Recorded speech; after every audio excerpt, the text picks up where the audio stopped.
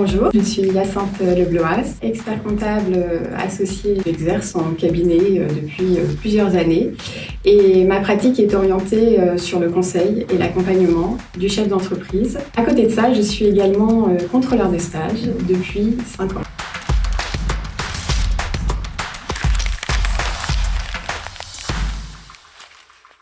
Le rôle de contrôleur de stage, c'est avant tout accompagner un groupe de jeunes experts comptables stagiaires tout au long de leur parcours qui dure 3 ans.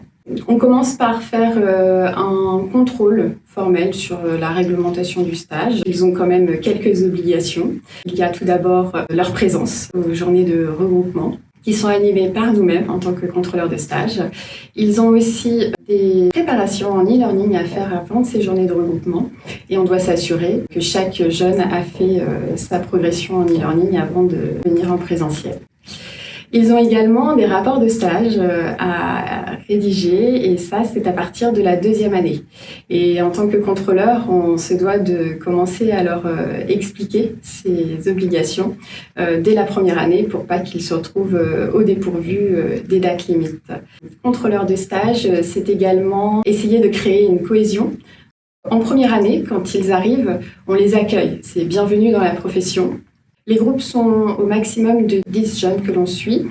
Et en 2e année, on est plus à aller vérifier s'il y a une progression professionnelle. Pour ça, on a un entretien dans lequel on va aller vérifier que leurs missions sont en cohérence avec ce qu'on attend sur un jeune qui rentre dans la profession et également leur progression professionnelle. Et en dernière année, là c'est un petit peu la dernière ligne droite, on s'assure que les rapports sont toujours à jour et on les prépare sur la fin de leur stage. On valide avec une attestation de fin de stage, mais c'est également le moment de leur dire attention, après cette 3e année, il n'y a plus rien, donc il faut aller très rapidement faire les épreuves, qu'elles soient écrites et orales. Contrôleur de stage, c'est beaucoup d'humains, c'est des échanges. Les journées de regroupement, c'est aussi manger avec eux, partager du temps informel et sur lequel on a de très belles relations qui se créent. Quelquefois, on crée des groupes WhatsApp. En tout cas, en Normandie, on a aussi des journées qui sont un petit peu plus pour justement le relationnel à créer avec nos groupes et leur maître de stage, en l'occurrence. Il y a la journée annuelle du stage qui est effectuée courant du mois de juillet. Et puis, il y a depuis quelques temps un break fiscal qui est fait. Donc, il y en a un sur Rouen et sur Caen. Et ces breaks, en fait, permettent de les retrouver en milieu de parcours parce que sinon, on ne les voit pas pendant quelques mois.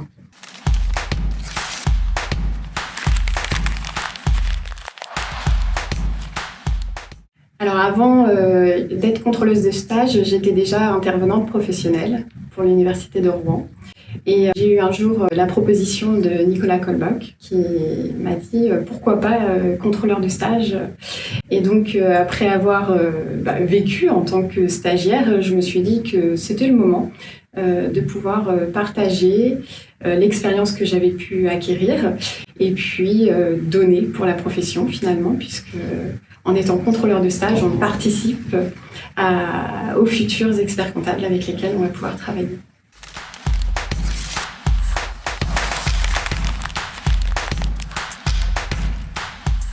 Donc, la mission de contrôleur de stage, elle nous apporte beaucoup à titre professionnel, puisque ça nous permet de sortir de notre propre cabinet.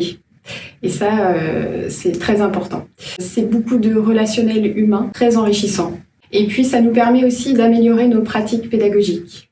Finalement, on peut être sur des pratiques en année 1. Aujourd'hui, avec le recul, au bout de ma 5e année, je n'aborde plus les journées de la même façon. C'est vraiment une mission qui nous permet de faire un recul sur notre propre rôle.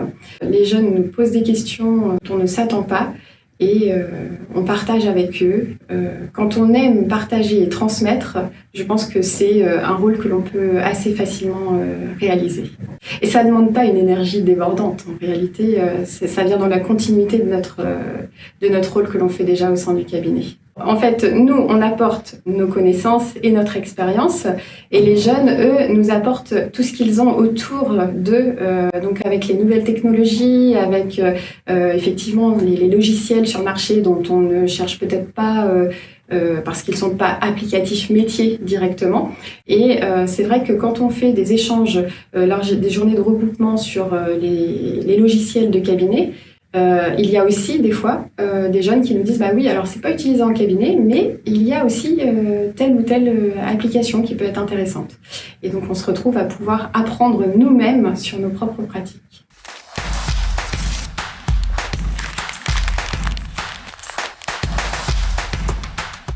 Alors, pour être contrôleur de stage, il faut avant tout être expert comptable diplômé. Je pense qu'il faut aussi de la bienveillance et puis être pédagogue. C'est aussi un engagement que l'on fait, un engagement ordinal de 3 ans. Au-delà de tout ça, n'importe quel expert comptable peut prendre ce rôle de contrôleur de stage.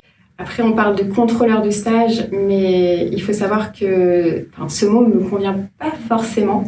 Moi, j'ai la sensation qu'on est un peu plus comme coach pour les jeunes. Si on se réfère à ce que l'on pratique, on n'est pas en train de contrôler finalement leurs travaux. Alors si, certes, il y a un côté contrôle, comme j'ai pu l'expliquer sur la partie réglementaire, mais tous les échanges que l'on fait, on les aide au final. On essaye de les propulser, on essaye de les faire aller de l'avant. Et donc, pour moi, c'est plus une position de coach.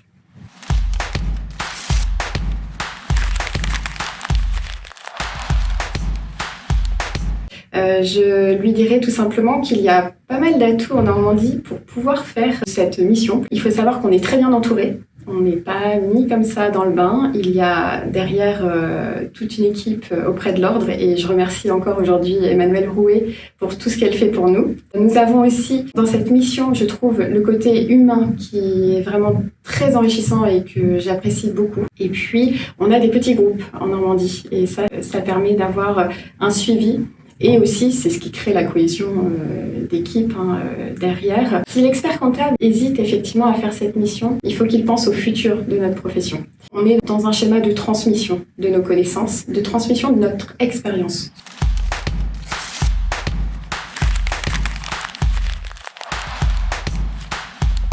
Accompagner.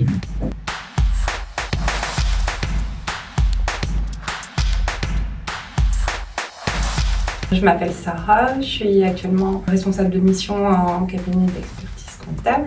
Ça fait un peu plus de 10 ans que je travaille dans ce métier, après avoir découvert cette branche à la fin de mes études initiales. Donc, j'ai débuté assistante et progressé au fur et à mesure de passer les diplômes et puis pour aller jusqu'au diplôme d'expertise comptable. J'ai fait mon stage entre 2022 et 2024. J'ai passé les épreuves écrites au mois de mai et je suis en cours de rédaction du mémoire. Moi, c'est Priscilla, ça fait 10 ans que j'ai fait de l'expertise comptable. Comme Sarah, j'ai fait tout le parcours, moi du BTS jusqu'au DEC, dont une partie en alternance. Je suis aussi vice-présidente de l'annexe, donc j'aime promouvoir la profession, que ce soit dans les congrès ou avec des partenaires.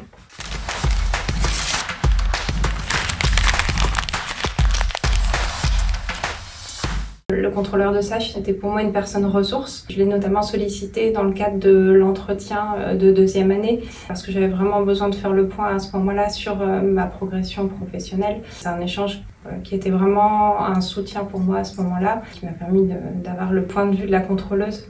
En fait, elle a su mettre des mots simples sur les attendus en termes de progression pendant le stage. Son soutien m'a donné confiance pour solliciter des missions à plus grande responsabilité. Moi, ça m'a apporté un soutien. Vraiment, c'est une personne qui nous accompagne du début jusqu'à la fin du stage. On passe beaucoup de temps ensemble. C'est la personne qui prépare toutes nos journées de formation, sauf sujet particulier.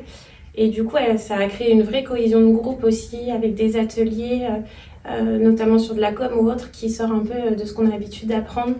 Et puis derrière ça, ça nous a apporté aussi de la déontologie dans notre métier, les bonnes pratiques et des retours d'expérience très intéressants.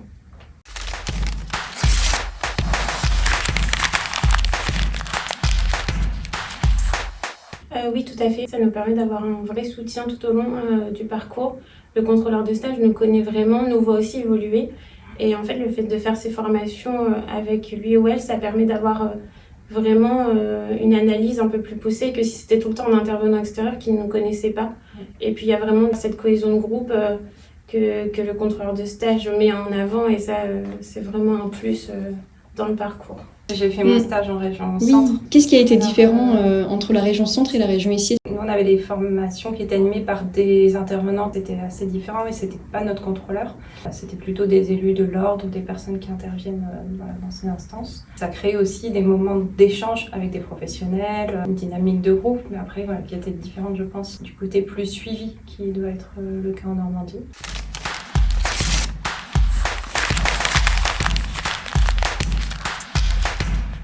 Un modèle professionnel. Essence concertée, une source d'inspiration.